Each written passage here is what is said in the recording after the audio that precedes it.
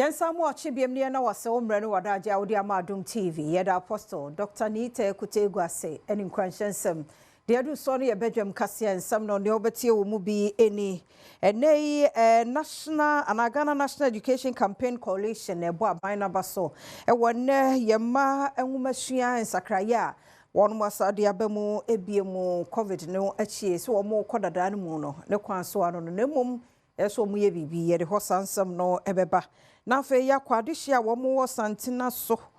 no wa santi achim central wo mo akasa ye wo mo kwan wo mo campaign fo mfintie ne wo mo akeka wo ho aboma ye kwan no no nsem bi na no pay mede bro sa Adom TV Badwam kase a wo share live or Facebook/Adom TV Extra Go TV 119 DSTV 280 ko YouTuber search Adom TV tube ne kwa adomonline.com semi any sembebre so eka ho faseda mama joy Trish won tadi ba ko na shemi media fia amankwa tamaklo afia ni de yentie se den semni chemo ankasa etie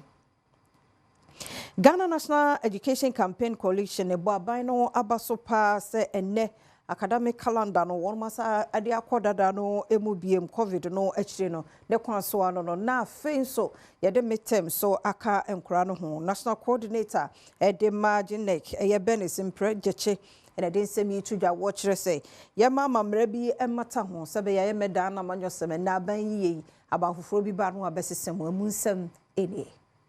covid bae no ebe ma ya disuane ya de kire hyehyɛ no ebe ye ba sa ebo petin ye ena ya bomodin ase ye be hyehyɛ akodu se de na ete no tete no nti se GS etumi atena se no mo de new academic calendar ya ba ye gidi se ebia eye ne kwan so ano no efi se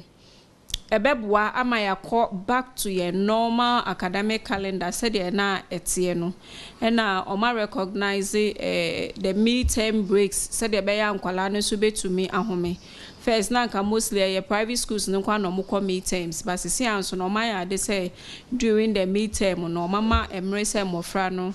e de be home na mienu miensa bi ansa no masan ya ko school ba ade ba kwa ya na ye worried ne say e wo mu say o masesa calendar no ma enye se ebia aban foforo bia ba ono so besesa no unse as a coalition no de bia no na ye ka no as a concern ye mpese aban bia de ye adesuane ade kire ne be ye amanyosem nti se ya sesa ne se na ebeboa ye ya ye make sure say ye be maintain nti in this case no LI bia ebe protect any new policy bia ye de beba no ye be make sure say the LI will go with the policy se ne be ya aban bia ba na omo sesa yesa na amaya adesuane ade kire hyehyɛ no aye ba san so nti structures na ye wo school no yemfanye adwuma te say school management committee and PTAs no omuntu menfre awofo ni nyina no omu nkyerɛkyerɛ omumu nsakra na aba adesua ne adekyerɛ nhyehyɛ ne ho no na awofo no so ye be stress am so mo beboa mo ho edu baby amofra no omo beto books baby o so auto school bag auto new uniform ye be stress ye nyina yemfa ye ho yenkwa asante achim central wa asante mantemu na adehia wo mo wo kura de santene so enene wo mo ankasa ye wo no mo ekwan no wo mo abo aban ete so ne aba twetwem ahodo nyina wo no mo amfintie na yi wo mo akeka wo ho abom aye ekwan no Ketna Brono since 1998 efidie bia mbefa ye kwan so first no bi yare kura na account mi ma bi say eja hyehye eba Brono ye wo si ya eja ehifie bi fire service for ba no munya ba bi mfa obi dan na omode car ne kobo mu ye tun safra ban pani for ona ankra nyina obi amebo support santin so ye hwa ekwan no omatwetwetwa ba won chenchen na de ba yen ye wo ha ebi nduru le so ti se ya kopem ba 2 kilometers ni start say ye twa no sisi a no skaga create otu ya no nduru hwe ti ye hiamwa fi ankra ho subject some patamu ye problem pa fire kwan sabi ye kasi ye twa aban no aban no oni mu abi odbe na aban no kwan so ntu fie ni nto no so ese ye keke nsase ye yi kwan no ye yi be 2 kilometers se yakopem okokrom na so ba sante so taxi mfa wo mra obu a obetade because kwan ni committee chairman awodas interest to electoral area no Thomas Tewia eni amani boni enkomotwetwe mu no wakire mu se tuma ye di ne no eye mpanimfo bi wo ha na ye nyina ekoya adwenkro a yes ye be so ye ho asene ye timi ayi kwan na to fi say no ye de ni kwoto aban ko aso a ye mpuntu be kachi fi say machines ni bi wo ho enso no omo se enya ha enuru ye so wa ha say nti e basa ye say ye de ni kwoto aban ko aso ba ha ye nti ye mpanimfo ya adwen ma ye nyina ye contribution kakra nipa bi so yasene ama ye timi akofa machine aba be yi 2 kilometers ay gusu a me ne mo kase gusu ya ye hawi ye pese ye na ye toa so ba bi Yanko eye bankreja no so wo ejoso mansin mu asantemantemu wormo so wo ye hia mu pa fi se won bridge bi a ye ja to ho be mfie du ne akire ni a yenye yenti ama wo kwa ho hia mu sukufo bre wo mo edi dwa bre fi se kwan wo bi ntime nko bi ntime ma ho nso nsem eni meni bi kunu ko okrom ye duru ha sepe ena oye se onu pia moto na afa so na mba so hwemachi nti menso menfa bridge no so nti me duru finfin sepe na menan ekwa wura adade no nti na bra bia dikan na odimrika ena obeyi mi free dade ono kura wa twe me no bra na mba keto hwemachi se ye nyame a ena metena adade no so na megiko machi a kamne akura ni na to nsuo no na nsenso yiri ena baako atwe akobata baako no wonnam so a wokofo ma usuru enkura yikosu a iso do mu kotwa esa kotwa baako no ansa na obata waba nso be siesie ho wasa afa musa akofo nti hade nyamenem ne kwasem ne ye bre zezo ekoko growing area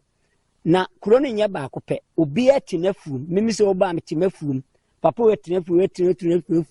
edini pra wo ha no dooso endezei ensuo no ya tu punum se ya pa yaka yentime emekrum ni aka abontre eja Edward company fu a wo mo wo bankro eja ha na wo mo kire se ya ho kire bebre ensuo yira at times me to mi tokoko me de begu ensuo eja me ba na ensuo na yiri mitimi jagu abe nansa ansa na yatima cross ensuo no yenso ya wa ya dooso yiye yenye ni paketwa nti se yenya electoral area we bank reja ha no a ebeboa yen said yenya assembly mine enso support ya wa ha said be ya bibi ba yenso ebenya ye ho ne yenso yenya bie ohwe nsamso ye gina so ya ade hye dodo na akire se wodumnyamfo aduo mepɛ so ena ofiri ase se wo ye saa nsamso yi enso enam aban sesa ye ne mbi foforo ba ye nti aka nsu agya a wohwe bridge a ahodi wom enso obia emfie wo mo TV Badwam kase na oguso ehwe na mental health officials womo kwatra government hospital onso na ye kase wo hu sisi de nubone num ne nsanum ne ade a emebunu do wo hu ahyemu wo sunyare west mensin mu ne chichiu odumase kwatra ene adantia no ano odin dodo alcoholism substance abuse no doso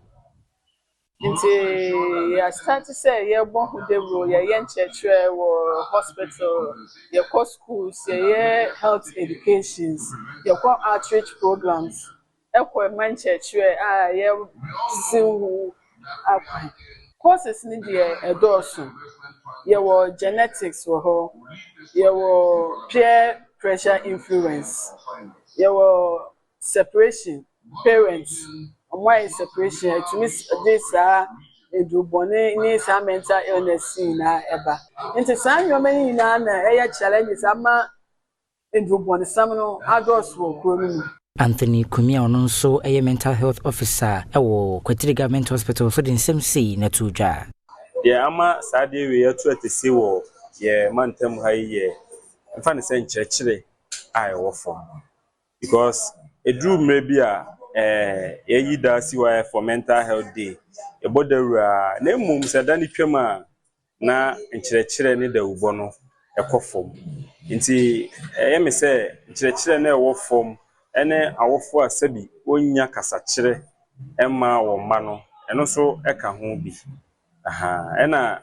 edru mrebi na ye na police foi na wotu wona otonsa nuboni susa anso asemre kakra ni ekofom yeni akodi amanyosem na chi dodo na ama ye refi about your mental health nti me say education any the security personnel, the law enforcers, you know.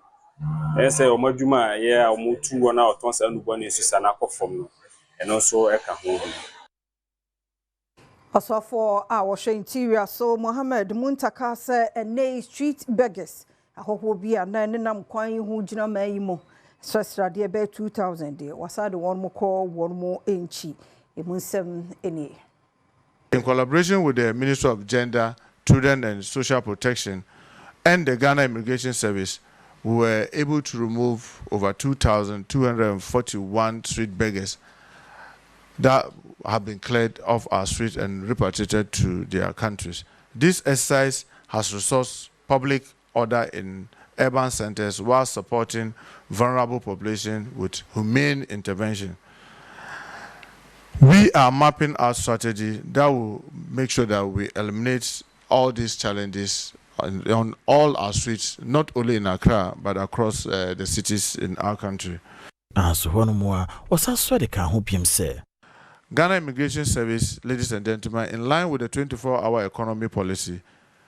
has developed a 24-hour economy policy paper at the Ghana Immigration Service headquarters. As of June 2025, the service has also prosecuted 13 suspects in Accra for human trafficking, illegal entry, and document forgery, whilst deterring breaches and enhancing national security. The service has analyzed 263 document fraud cases, identifying 111 as fraudulent, preventing identity theft and related crime. The Ghana Immigration Service rescued 21 human trafficking victims, intercepted 291 irregular immigrants, and arrested 223 individuals for immigration breaches. Ora Muntaka Mubarak gusua ya wakasa watchire mo sanano da rerun the course of Blekuma North abaton pesua so na wie chire ya borobro ni pesa ade no ni ade no emra no ewo ho ebeso won mu na ene won ayedwuma. Let me say that we condemn this in no uncertain terms. I mean, that's, for me, it's a scar on all of us conscience that as people having practiced democracy for over 3 decades, we cannot simply just go and have election and it will be violent-free. That is something that all of us, in my view, especially those of us in politics, should be very concerned and very worried about. But there's a difference. The huge difference is that, check and see, almost all of us at the top have condemned this. In the past, you don't get that. The vice president has done that. I mean, the president is out of the country, so currently the vice president is leading us, and she condemned it in no uncertain terms. She instructed, I mean, she called me, I told her, Madam, I've already instructed the IGP, and the IGP is sitting here. He will show you. If you could even come to my phone, you'll see that same day I forwarded all the videos that I had, and I asked, IG, what are you doing about it? I said, look, we have to review the cameras. We have to look at it from all the angles. He has sent the, what do you call it, the crime scene guys there. The ICT guys are all working to make sure that we get it. But remember, that officer is somebody that we know, because he has a number, he has a name, we know where he is, we know where we station him. We can easily go after him. But these are guys who commit this sin and they vanish from the system. But we have to, it take time to track them. But assurance is that we are not going to allow this to go unpunished. Unless they flee the country. So long as they are around, they should be rest assured. They will have to, the law will have to take its course. Enye no so na Adom TV Badwam kase no ye fancy haseda ya wodia emre ne adaje wada ro matwen ye ye fa de bon krata no ne Adom online stories no ento so midi afia amankwa tamaklo.